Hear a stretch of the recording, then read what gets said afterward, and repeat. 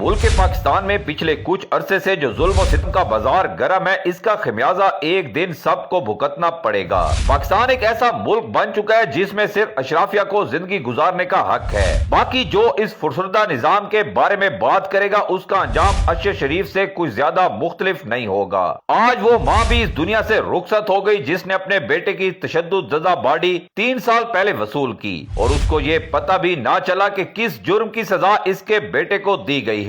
अरशद शरीफ की वालदा उम्र के आखिरी हिस्से में व्हील चेयर पर बैठकर अदालतों के धक्के खाती रही, मगर इस मजलूम माँ को इंसाफ ना मिल सका।